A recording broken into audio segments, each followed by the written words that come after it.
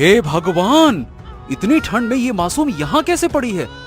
रे रे रे रे रे, कैसे निर्दयी लोग हैं जो इसे यहाँ अकेला छोड़कर चले गए। बाप रे बाप। उन्होंने धीरे धीरे बच्ची को उठाया। तभी राजा को दूर कुटिया से धुआं उठता दिखाई देता है। महाराज महाराज महाराज, क्षमा करें, लेकिन मुझे कुछ कहना है।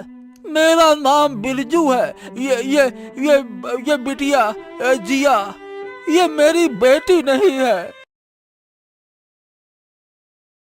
सर्दियों की कड़ाके की रात थी। आसमान में तारे चमक रहे थे, लेकिन धरती ठंड से जमी हुई थी। एक 3-4 दिन की नन्ही बच्ची कपड़ों में लिपटी एक घर के बाहर पड़ी थी। उसकी हल्की हल्की रोने की आवाज सुनाई दे रही थी, मानो वो अपने नसीब को पुकार रही हो। महेंद्र खेत से थके मांदे घर लौट रहा था। जैसे ही उसकी नजर बच्ची पर पड़ी, वो ठिठक गया। हे भगवान, इतनी ठंड में ये मासूम यहाँ कैसे पड़ी है? रे रे रे रे रे, कैसे निर्दयी लोग हैं जो इसे यहाँ अकेला छोड़कर चले गए। बाप रे बाप। उन्होंने धीरे धीरे बच्ची को उठाया। नन्ही जान ठंड से कांप रही थी। महेंद्र का दिल पिघल गया। वो बच्ची को अपनी चादर से लपेटते हुए घर की ओर भागा। अरे भाग्यवान, अरे ओ भाग्यवान, सुनती हो? देखो भगवान ने हमें क्या दिया है। शालिनी, उसकी पत्नी, रसोई से भागी भागी आई। बच्ची को देखकर उसकी आंखें नम हो गई। इतनी ठंड में किसने इसे ऐसे छोड़ दिया? कितनी प्यारी है ये। महेंद्र ने बच्ची को शालिनी की गोद में दे दिया। अरे शायद भगवान ने हमारी सूनी गोद को भरने के लिए ही इसे भेजा है। देखो तो कितनी प्यारी बिटिया है। अब से ये हमारी बिटिया है। ओ लो लो लो लो, ले। इसे कभी ये महसूस नहीं होने देंगे कि ये हमारी अपनी संतान नहीं है। ठीक है ना भाग्यवान? हमें इसका नाम रखना चाहिए। मेरे ख्याल से जिया नाम कैसा रहेगा? हाँ, जिया, ये बहुत अच्छा नाम है। तुमने ऐसा नाम दिया है जिसने हमारे जिया को खुश किया है। यानी हमारी बिटिया और हमारा अपना जिया। ये सही है। आज से हम इसे जिया कह के बुलाएंगे। ये है हमारी जिया। शालिनी ने बच्चे को गले से लगा लिया। उसकी ममता उमड़ पड़ी।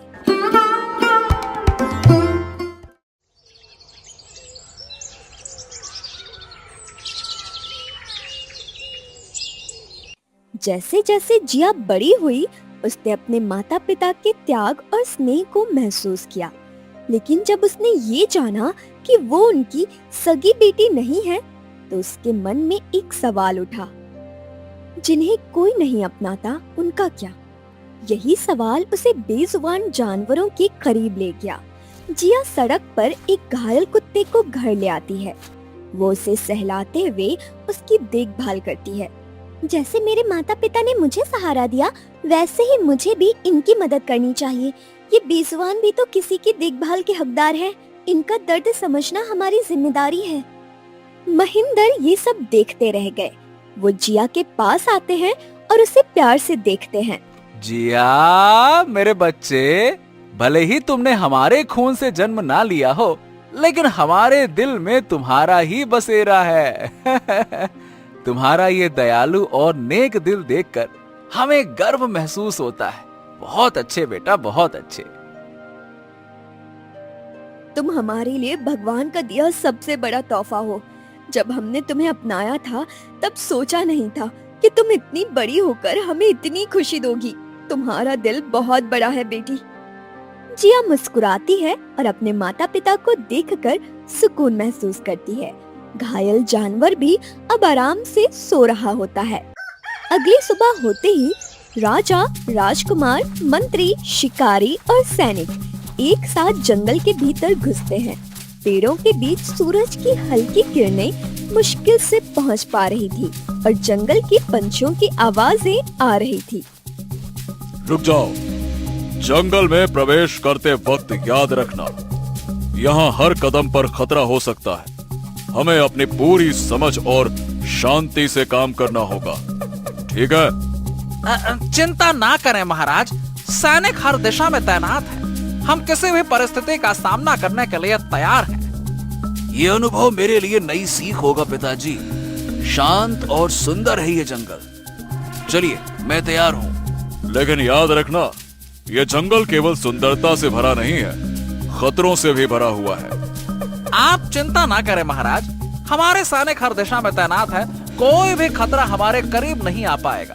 आप निश्चिंत रहिए। पिताजी, ये पहली बार होगा जब मैं जंगल की गहराई में आया हूँ।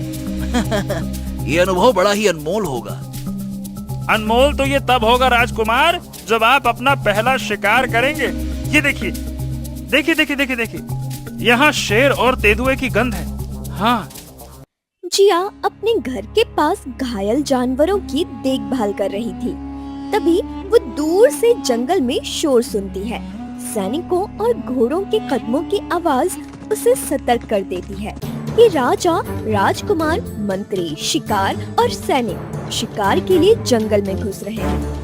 वो पेड़ों के बीच छिपकर देखती है, ये राजा और उनके लोग हैं। ये जंगल क्यों आए हैं? कहीं ये शिकार करने तो नहीं आए?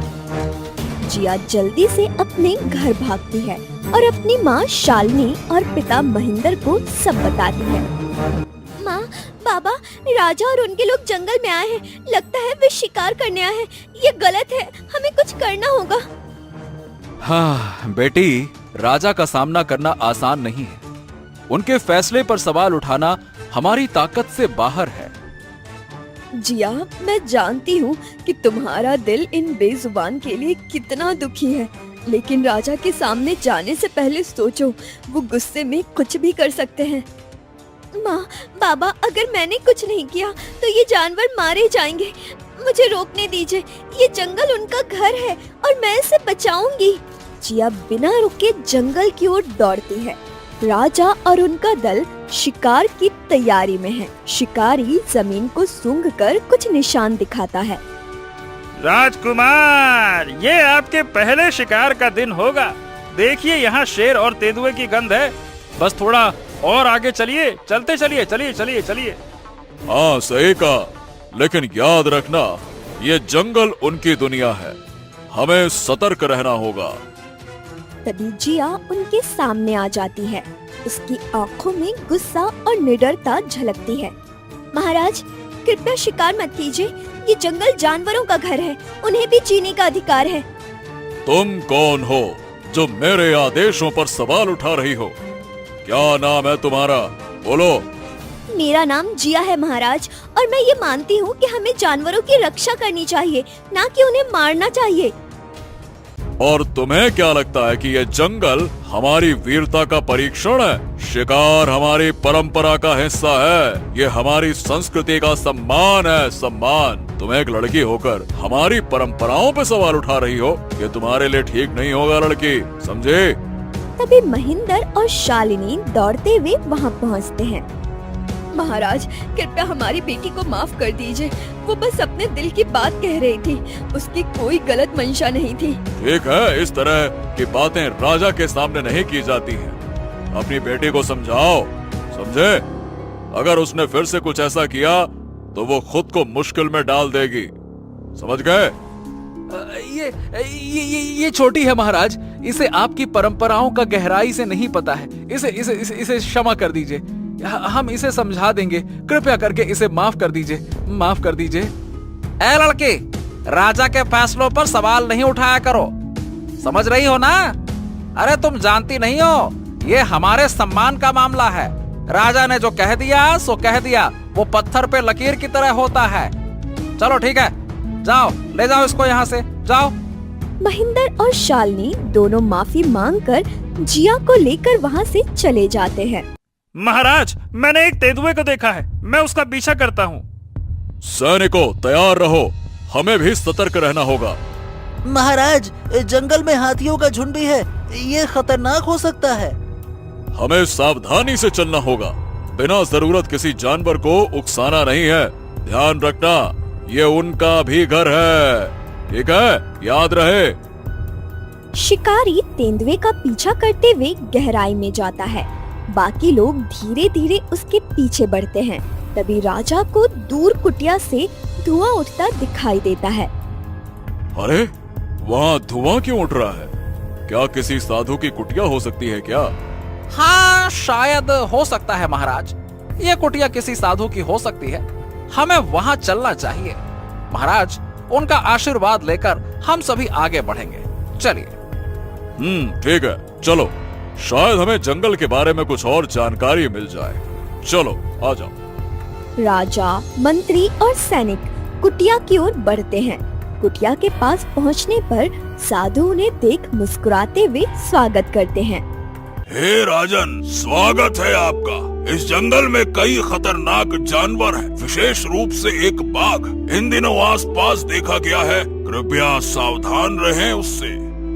साधु महाराज, आपकी चेतावनी के लिए धन्यवाद। हम सतर्क रहेंगे अवश्य ही। साधु महाराज, ये बाघ जो है वो कितना खतरनाक है, क्योंकि उसी का शिकार आज मैं करूंगा। क्यों पिताजी? वो बहुत तेज और चतुर है। कई बार शिकारी भी उससे बच नहीं पाते। याद रखना राजकुमार, मैं आपको शिकार पर जाने से रोकता हूँ। ये जंगल जीवों का घर है, उनकी हत्या से केवल विनाश होगा। कृपया इस जंगल की शांति भंग ना करें।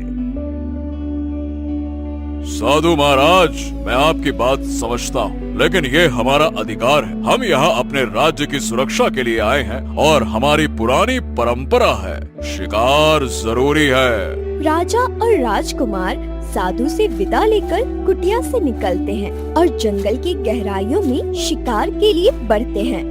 जंगल में पहुंचकर टोली को 2 हिस्सों में बांट दिया जाता है। राजा और राजकुमार एक दिशा में जाते हैं, जबकि सैनिक और शिकारी दूसरी ओर। तभी एक सैनिक गलती से बाकी दल से अलग हो जाता है। वो चारों ओर देखता है, लेकिन जंगल की घनी छाया और अजीब आवाजें उसे और घबरा देती है। ये आवाजें, बाघ, हाथी, अरे मैं कहाँ गया? मैं कहाँ गया? ये क्या हो रहा है? ये क्या हो रहा है? सैनिक को दूर से बाघ की दहाड़ और हाथियों की चिंगार सुनाई देती है। डर के मारे वो दौड़ने लगता है। घबराहट में वो जंगल के और गहरे हिस्से में चला जाता है, जहाँ रास्ता और भी अनजान और डरावना हो जाता है। महाराज, एक सैनिक हमसे बिछड़ गया है। क्या? अरे कहाँ गया वो? शायद गहरे जंगल में चला गया होगा महाराज। हाँ तो ठीक है, हम सभी को उसे ढूंढना होगा। उसे किसी भी हालत में वापस लाना होगा। सैनिक, राजा और राजकुमार सैनिक को ढूंढने की कोशिश करते हैं। घना जंगल, अंधेरा और खतरनाक आवाजें माहौल को और गंभीर बना रही है। तभी एक और समस्या खड़ी हो जाती है। महाराज, राजकुमार भी कहीं दिखाई नहीं दे रहे। क्या? अरे ये राजकुमार कहाँ चले गए? क्या हो गया राजकुमार को? महाराज, ये तो बहुत ही गंभीर स्थिति है। राजकुमार को ढूंढना तो हमारी पहली प्राथमिकता होनी चाहिए, अति आवश्यक होगा। सैनिकों, ढूंढते ढूंढते राजकुमार भी खो गए। अगर उन्हें कुछ हुआ तो मैं कभी खुद को माफ नहीं कर पाऊंगा। राजकुमार को ढूंढने के लिए जल्दी से योजना बनाई जाए। राजा और मंत्री जल्दी से नई योजना बनाते हैं। सुनो, ठीक है, हर दल जंगल के अलग अलग हिस्से में खोज करेगा। किसी भी हालत में राजकुमार और सैनिकों को वापस लाना होगा। सैनिक और मंत्री अपनी अपनी दिशा में ढूंढने निकलते हैं, लेकिन घने जंगल और जंगली जानवर और अंधेरे के कारण खोज बेहद कठिन हो जाती है। घंटों ढूंढने के बाद कोई सफलता नहीं मिलती। राजा और मंत्री बेहद परेशान हो जाते हैं। राजा अपनी टोली के साथ पास के गांव पहुंचते हैं। मेरे पुत्र राजकुमार और एक सैनिक जंगल में कहीं खो गए हैं। हमने हर जगह ढूंढा, लेकिन वो कहीं नहीं मिले। क्या आप हमारी मदद कर सकते हैं? महाराज, हम जंगल के रास्तों और जानवरों के व्यवहार से परिचित हैं। हम आपकी मदद जरूर करेंगे। महाराज, आप जंगल में खोए हुए लोगों को ढूंढ रहे हैं, हम आपकी सहायता करेंगे। हम जंगल के उन रास्तों पर जाएंगे जहां आमतौर पर लोग भटक जाते हैं। शायद हमें कोई सुराग मिल जाए, लेकिन हम सबको मिलकर ढूंढना होगा, ठीक है? महाराज, हमें तुरंत उस दिशा में जाना होगा। महाराज, हम हमारे दोस्त जो कुत्ता है, हम उसे प्यार से राजू कहते हैं, उसकी भी मदद ले सकते हैं। हम उसकी मदद से उस दिशा का पता लगाएंगे जहां सैनिक गए हो सकते हैं। अरे ये जंगल हमें हर पल नई परीक्षा में डाल रहा है। पहले एक सैनिक, अब राजकुमार। अगर उन्हें कुछ हो गया तो मैं इसे कभी सहन नहीं कर पाऊंगा। हमें जल्द से जल्द राजकुमार को ढूंढना होगा। हर क्षण कीमती है, जल्दी करो। ग्रामीणों और जिया का परिवार राजा के साथ मिलकर राजा के सैनिक और राजकुमार को ढूंढने के लिए निकल जाते हैं। जंगल में रात का अंधेरा गहराता जाता है। चांदनी की हल्की रोशनी के बीच राजा, जिया, ग्रामीण और सैनिक गुफा के पास पहुंचते हैं। राजू लगातार सही दिशा दिखा रहा है। तभी गुफा के अंदर से हल्की आवाजें आती है। कोई है, कोई है, मुझे बचाओ, मुझे बचाओ, बचाओ। अरे जल्दी करो, आवाज उधर से आ रही है। जल्दी जल्दी चलो। सभी लोग तेजी से गुफा की ओर बढ़ते हैं। जैसे ही वो अंदर जाते हैं, सभी का दिल दहल जाता है। वहाँ सैनिक का शव पड़ा हुआ था। उसके शरीर पर बाघ के पंजों के निशान और चोटों के घाव हैं। ये क्या हो गया? अरे हम समय पर क्यों नहीं पहुंच सके? महाराज, ये जंगल की क्रूरता है। शायद बाघ ने उस पर हमला किया होगा। काश हम उसे बचा सकते। हम जंगल को जानते थे, फिर भी समय पर नहीं पहुंचे। ये मेरे लिए असहनीय है। एक सैनिक खो गया और अब राजकुमार भी। अगर मेरे पुत्र को कुछ हो गया ना तो। महाराज, महाराज, महाराज, शांत हो जाइए, शांत हो जाइए। हम राजकुमार को ढूंढने के लिए सब कुछ करेंगे, लेकिन उन्हें ढूंढ कर लाएंगे। आप निश्चिंत रहिए, निश्चिंत रहिए। अंधेरी रात में सभी लोग गुफा के पास ही ठहरने का निर्णय लेते हैं। एक सुरक्षित जगह चुनकर आग फैलाई जाती है। वातावरण में भारी सन्नाटा और चिंता है।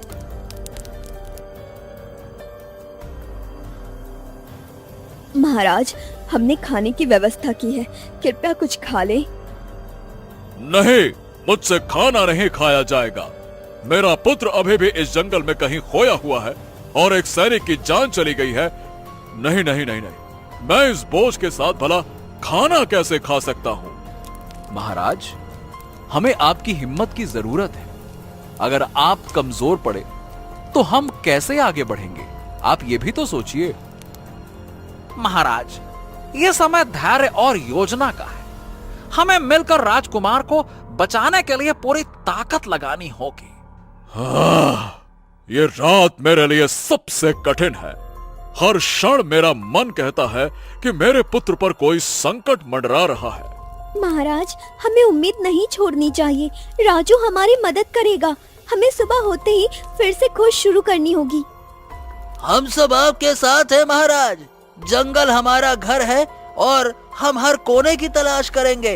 हाँ हाँ, बिल्कुल, आप निश्चिंत रहिए। सभी लोग आग के आसपास बैठकर गहन विचार विमर्श करते हैं। सैनिकों और ग्रामीणों के चेहरे पर थकावट और चिंता साफ दिखाई देती है। राजा रात भर जागते हुए अपने पुत्र की सलामती की प्रार्थना करते हैं। हे ईश्वर, मेरे पुत्र को सुरक्षित रखना। मैं उसे इस जंगल से वापस ले जाऊंगा, चाहे कुछ भी हो जाए। रात का समय, जंगल में आग की हल्की रोशनी चारों ओर फैल रही थी। आग धीरे धीरे राख में बदल जाती है। सुबह की पहली किरणों के साथ जंगल में थोड़ी राहत महसूस होती है। तुम सही कह रही हो जिया। हमें एकजुट होकर ही राजकुमार को बचाना होगा। अब कोई समय बर्बाद नहीं किया जाएगा। चलो, हमें तुरंत आगे बढ़ना चाहिए। जिया, राजू, राजा, मंत्री और सैनिक तेजी से उस दिशा में बढ़ते हैं जहां राजू उन्हें इशारा करता है। जंगल के खतरों और अजीब आवाजों के बीच वे सावधानी से चलते हैं। ठीक है, कुत्ते की मदद से हम राजकुमार को ढूंढ लेंगे। कोई भी चूक अब घातक हो सकती है। जल्दी करो, चलो। सब तेजी से आगे बढ़ते हैं। रास्ते में पंछियों की चहचहाहट और जानवरों की आहट जंगल की रहस्यमयता को और गहरा कर देती है। लंबी खोज के बाद वो एक ऊंचे पेड़ के पास पहुंचते हैं। महाराज देखिए, राजकुमार उस पेड़ पर है। राजा राजकुमार को पेड़ की ऊंची टहनी पर देखते हैं। नीचे शिकारी जानवरों का झुंड घात लगाए बैठा है। राजा का चेहरा चिंता और दर्द से भर जाता है। हाँ, हे भगवान, हाँ, मेरा पुत्र। लेकिन नीचे इतने सारे जानवर। हाँ, अब महाराज, यह तो बहुत ही खतरनाक स्थिति है। अगर जानवरों को भड़काया गया तो राजकुमार की जान खतरे में पड़ सकती है। हमें सोच समझकर कदम उठाना होगा। जानवरों का ध्यान भटकाना ही एकमात्र उपाय है। अरे, हम कोई गलती नहीं कर सकते। हमें राजकुमार को बचाने का हर संभव प्रयास करना होगा। सावधानी से योजना बनाओ, चाहे जो कुछ हो जाए, सावधानी से, याद रखना। महाराज, हम सब मिलकर ये कर सकते हैं, लेकिन हमें समझदारी और धैर्य से काम लेना होगा। राजू के पास एक योजना है। ये कुत्ता हमें रास्ता दिखाएगा? जी महाराज, राजू ने हमें कभी निराश नहीं किया। वो जानवरों का ध्यान भटकाने में हमारी मदद करेगा। हम आग जलाने का इंतजाम कर रहे हैं महाराज। धुआं और गंध जानवरों को खींच लेगा। साथ ही हम आवाजें निकालकर उनका ध्यान और भटकाएंगे। आप निश्चिंत रहिए। हमने कुछ रोटियां और मांस भी साथ ले ली हैं, और भी ले लेते हैं। इसे दूर फेंक देंगे ताकि जानवर खाने की ओर बढ़ जाएं। हाँ, ये योजना जोखिम भरी है, लेकिन ये हमारे पास आखिरी मौका है। सभी को अपनी अपनी जगह संभालनी होगी। कोई गलती ना हो, ध्यान रखना। राजू, अब तुम्हें अपनी सबसे बड़ी जिम्मेदारी निभानी है। हम सबको तुम पर भरोसा है। राजू जोर से भौंकता है, मानो अपनी सहमति दे रहा हो। सैनिक और ग्रामीण सूखी लकड़ियों को इकट्ठा कर आग जलाते हैं। आग से उठते धुएं और मांस की गंध से जानवरों का ध्यान भटकने लगता है। राजू दौड़कर जानवरों को उस दिशा में खींचने की कोशिश करता है जहां आग जली है। ये धुआं और गंध जरूर काम करेगा। जल्दी करो, जल्दी जल्दी। हाँ, जानवर हटने लगे हैं। वाह! राजकुमार पेड़ से सुरक्षित नीचे उतर जाते हैं। अरे मेरे पुत्र, आ जाओ, आ जाओ, आ जाओ। अरे तुम ठीक हो, लेकिन तुम हमसे अलग कैसे हो गए? इतने घने जंगल के अंदर क्यों गए? और ये पेड़ पर चढ़ने की नौबत क्यों आई?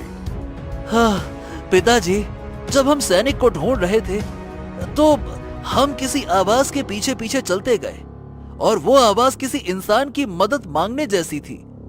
लेकिन पिताजी, वो कोई आवाज नहीं बल्कि वो एक धोखा था। अचानक बाघ और अन्य जानवरों ने मुझे घेर लिया। क्या मतलब क्या किसी इंसान की आवाज?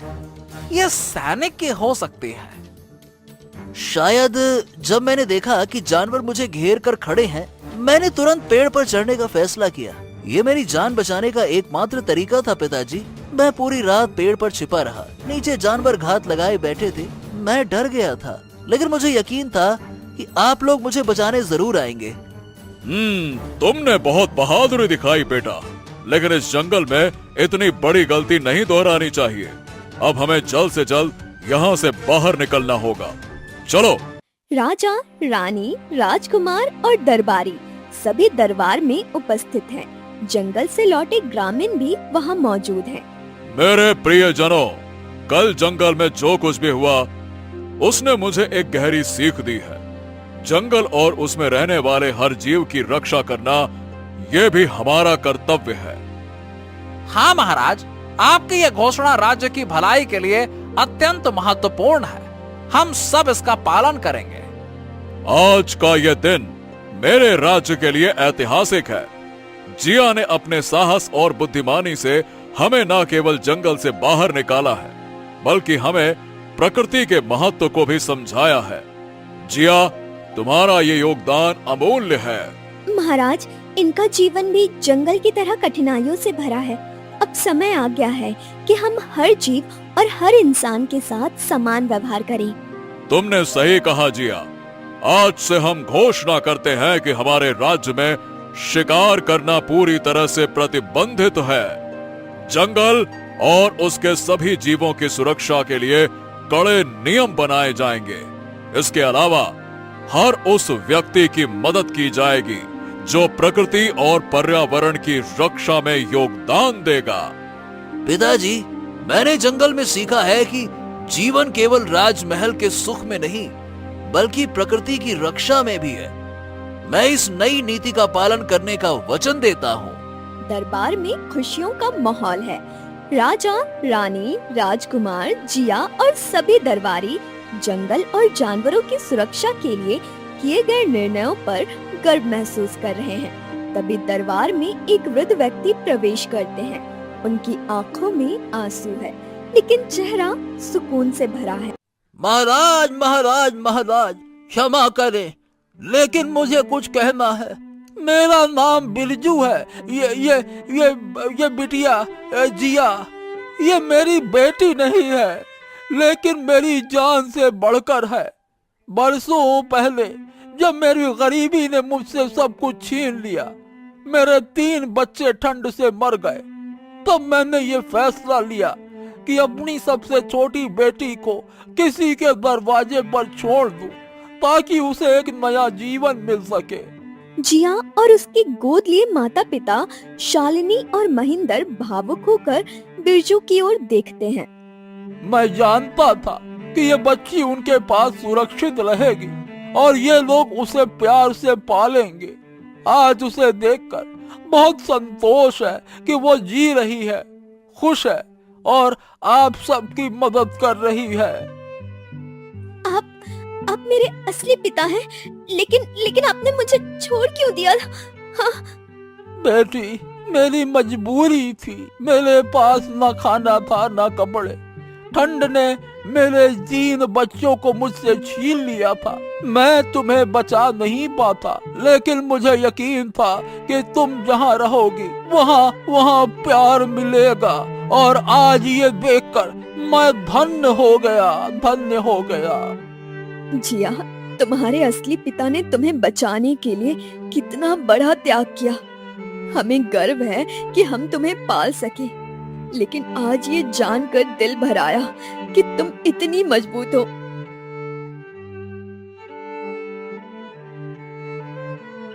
हमने हमेशा तुम्हें अपनी बेटी माना है जिया, लेकिन आज तुम्हारे असली पिता को देखकर हमारी खुशी दोगुनी हो गई है।